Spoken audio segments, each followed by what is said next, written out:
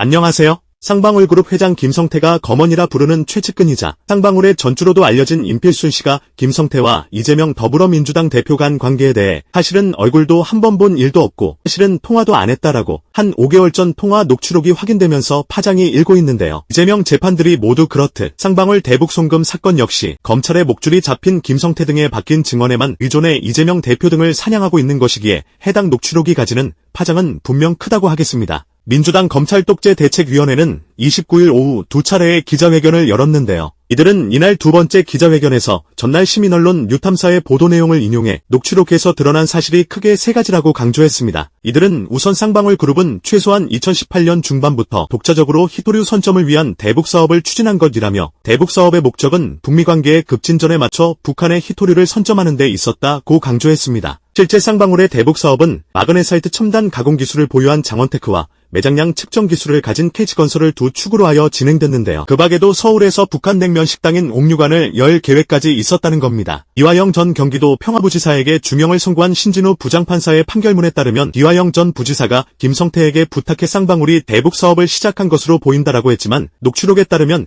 이미 그 이전부터 쌍방울이 독자적 대북사업을 추진할 의사가 있었다는 것입니다. 앞서 국정원 문건에도 쌍방울의 대북사업 시작은 이화영의 권유가 아닌 안부수 아태엽 회장의 권유라고 기록돼 있습니다. 국정원 문건에 따르면 방용철 쌍방울 대표는 안부수 아태엽 회장의 권유로 대북 지원 사업을 추진하게 됐다고 설명했다고 기록돼 있어서입니다. 대책위는 두 번째로 쌍방울의 대북 사업은 경기도 및 이재명 지사와 전혀 무관하며 히토류 선점을 위해 중국의 현지 사무실을 설치했다는 점을 들었습니다. 쌍방울이 북한과 교섭을 위한 중국 현지 사무실을 설립하는데 그 과정의 책임자가 최우향이란 사람이었다는 겁니다. 최우향은 대장동 사건의 핵심인 김만배 전 머니투데이 부국장의 헬멧맨으로 알려져 있는데요. 전 쌍방울 부회장이자 화천대유 이사이기도 했던 최우향은 지난 2022년 10월 서울구치소에서 부소경장이 기각된 김만배를 차량까지 안내한 뒤 오토바이를 타고 사라진 바 있습니다.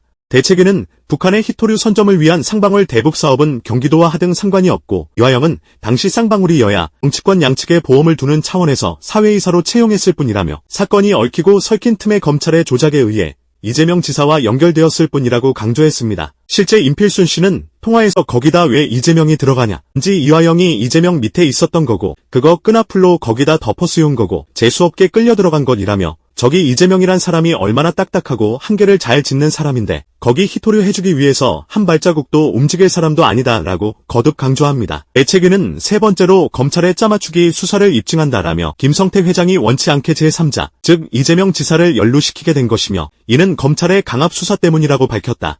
라고 짚었습니다. 그러면서 결국 검찰이 유일하게 이재명 당시 경기지사와 연이 닿는 이화영 전 부지사를 고리로 사건을 조작했다는 것이라고 강조했습니다. 실제로 쌍방울의 핵심 기업인 나노스는 호재성 공시 발표 하루 전날 거래가 정지되는 등 기업 운영에 멱줄이 잡혀있는 상황입니다. 임필순 씨는 김성태의 상황에 대해 정부에 검찰에 지금 협조하고 있다라며 그 전에 내가 들을 때는 그런 말도 들었다. 당신이 10년 20년을 만일 받게 돼 있다. 살고 나면 회사는 자동으로 다 망하는 거 아니냐. 이렇게 얘기한 건지라고 설명한 바 있어서입니다. 또 대책위는 앞서 첫 번째 기자회견에선 이재명 대표의 또 다른 재판건인 성남FC 사건에 대한 검찰의 행위를 저격하기도 했습니다. 성남FC 사건은 이재명 대표가 성남시장 재직 시절 프로축구 성남FC 구단주로서 성남에 있는 기업들과 계약해 광고비를 받았는데 이를 제3자 뇌물이라며 기소한 사건입니다. 그 과정에서 이재명에게 단 10원이라도 흘러간 흔적이 발견되지 않자 검찰은 성남시 관계자 공소장에서 이재명 당시 시장이 축구단 인수에 따른 정치적 약속을 이행하지 못할 것을 우려해 관내 기업을 접촉해 후원을 유도했다라고 표현했으며 구단을 잘 운영해 능력 있는 사람이란 소리를 듣는 게 내가 노리는 정치적 이득 이라는 이재명의 과거 인터뷰도 인용해 집어넣기까지 했습니다. 그렇게 검찰은 이재명 대표 외에도 뇌물공여 등 혐의로 두산건설과 네이버 전 임원, 성남시 전 공무원, 성남FC 전 대표 등 7명을 기소한 바 있습니다. 프로축구 구단을 운영하려면 기업의 광고비는 필수적입니다. 더 많이 광고를 유치해야 구단에서 더 좋은 선수도 데려오고 유망주도 육성할 수 있습니다. 공약을 지키고 한국 축구 발전에 기여하려는 행위까지 기소한 것으로 지자체에게 스포츠 구단을 운영하지 말라고 협박하는 것이나 마찬가지인 셈이죠. 검찰의 이런 행위가 스포츠 발전을 저해하는 행위일 수밖에 없는 것입니다. 해당 사건에 대한 논란은 또 있는데 성남지원에서 진행되는 재판이므로 당연히 성남지청 소속 검사들이 재판에 참여함에도 지청 소속이 아닌 검사들이 파견와서 재판에 참여하고 있어 문제가 되고 있다는 겁니다. 이 같은 논쟁은 벌써 수개월째 반복되고 있다는 것입니다. 대책위는 검사는 법령에 특별한 규정이 있는 경우를 제외하고는 소속 검찰청의 관할 구역에서 직무를 수행한다는 검찰청법 제5조를 거론했습니다. 대책위에 따르면 변호인 측이 사건을 수사한 검사가 재판에 관여하는 것은 문제가 있고 적법한 직무대리 발령이 아니라면 소송 권한 없는 검사가 한 소송행위는 원칙적으로 무효로 봐야 한다고 했으나 검찰 측에선 수사한 검사가 재판에 참여한 것은 효율적 재판 유지를 위해서고 검사 파견은 관행으로 문제없다라며 검찰청법을 벗어난 발언을 했습니다. 이런 재판이 이재명 관련 재판이라서 적용하는 것일까요? 대책위는 대등한 소송 당사자인데 변호인의 경우도 변호사라고 해서 아무나 재판정에 와서 소송을 대리할 수 없다. 누구든 선임계를 제출하는 등 자격을 증명해야만 재판에 참여할 수 있다라며 검사도 수사든 공판이든 법령에 따라서만 그 권한을 행사할 수 있다. 위법한 관행이라면 위법성을 발견한 즉시 그 위법성을 제거하는 것이 타당하고 그것이 법치라고 짚었습니다. 대책위는 현재 검사 측 증인 신청만 478명이며 그나마 줄여도 416명에 달한다는 점도 짚었습니다. 게다가 현재까지 증인 신문 완료는 고작 10여 명에 불과합니다. 하루에 2명씩 증인 신문을 해도 8년 4개월, 3명씩 신문해도 5년 6개월이 걸린다고 합니다. 증인을 다 만난다는 것은 불가능한 일이나 다름없는 만큼 그저 재판을 질질 끌면서 이재명을 괴롭히기 위해 무더기로 증인을 신청했다는 것입니다. 대책위는 이처럼 재판 지연의 책임이 검찰에 있음이 명백함에도 국힘의원들은 마치 이재명 대표가 재판을 지연시키고 있는 것처럼 국민을 속이고 있다라며 이쯤 되면 검찰 자체가 흉기라고 강조했습니다. 이재명에 대한 재판들은 다 그렇습니다. 각종 범죄 혐의로 검찰에 코가 꿰인 당사자에게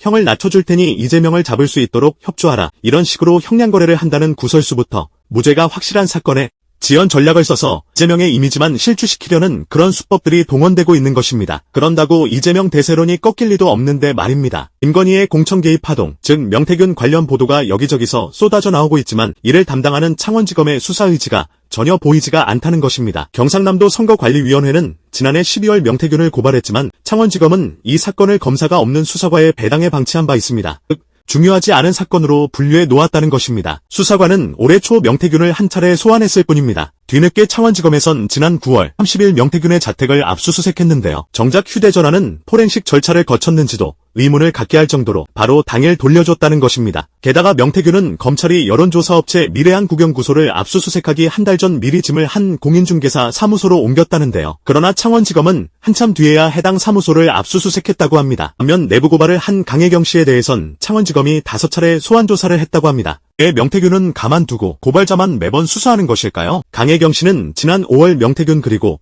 김영선과의 통화 녹취 등 4천여 개의 파일을 증거자료로 제출했으나 수사관은 해당 내용의 진위 조사를 거의 하지 않았다는 것입니다. 이 같은 허술함의 주역으론 정유미 창원지검장이 꼽힐 수밖에 없습니다. 정유미는 부천지청 인권감독관을 했던 2020년부터 공개적으로 윤석열 옹호 그리고 추미애 비난 등을 해오며 윤석열에 충성하는 모습을 보여왔습니다. 검찰의 최악의 수치적 사건으로 꼽히는 사건을 일으킨 여성의 인권을 말살한 대표적 장본인으로 꼽히는 검사 선배인 김학의 사건에 대해서도 김학의에 대한 인권 드립을 치지 않았습니까? 그뿐만이 아니라 서울중앙지검이 무혐의 처분해 큰 무리를 빚고 있는 김건희 드올백 수수 파동도 마찬가지입니다. 공수처는 29일 김건희 명품 가방 수수 사건에 대한 검찰 수사 자료를 일부 넘겨봤는데 그쳤다고 밝혔습니다. 공수처는 지난 7일 서울중앙지검에 드올백 사건 관련 자료를 요청했는데 그중 일부 답변만 받은 셈입니다. 검찰이 자료를 주지 않아도 공수처가 이를 강제할 방법은 없습니다. 공수처는 기소 기능도 없는 기관인데다 출범된 지 거의 4년이 지났지만 거의 한 것이 없다는 평이 지배적임에도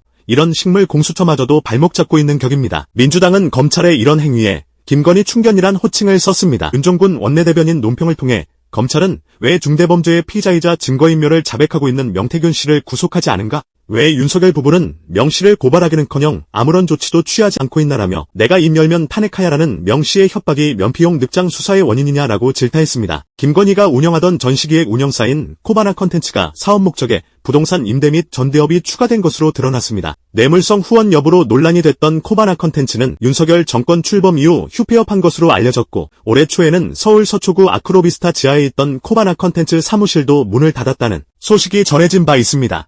다만 김건희가 대표를 사임한 날 김건희의 생물학적 오빠인 김진우 씨가 사내이사로 등재됐습니다. 비즈 한국이 코바나 컨텐츠 법인 등기를 확인한 결과 지난 2월 13일 사업 목적에 부동산 임대 및 전대업과 각호에 관련된 부대 사업 일체를 추가한 것으로 확인됐습니다. 그간 코바나 컨텐츠 사업 목적에는 문화예술 컨텐츠 개발업, 공연 및 제작 관련 대리업 등 문화기획과 관련된 업만 명시돼 있었습니다. 향후 부동산 임대업도 할 수 있다는 것입니다. 동아대는 이에 대한 입장을 밝히진 않았다고 합니다. 코바나 컨텐츠 사무실 역시 문을 닫은 것으로 알려졌지만 법인 등기상 주소지는 아크로비스타 상가 그대로이며 해당 상가 역시 아직 코바나 소유라는 것입니다. 코바나 컨텐츠가 법인 등기에 기재된 주소지를 더 이상 사무실로 운영하지 않으면서 주소지를 변경하지 않았다면 상업등기법 위반이라는 얘기입니다. 현재 코바나 컨텐츠 사무실은 다른 투자회사 로고로 바뀌어 있다고 합니다. 여기서 김진우 씨는 모친 최연순을 비롯한 김건희 일가 소유의 부동산 개발회사 S&D의 대표이기도 하다는 점입니다. 코바나 컨텐츠의 이런 움직임 역시 이것과 결코 무관하지 않을 것으로 보입니다. 고속도로도 휘어지게 만드는 위력도 가지고 있는 만큼 당연히 대형 사건이 코바나 컨텐츠를 통해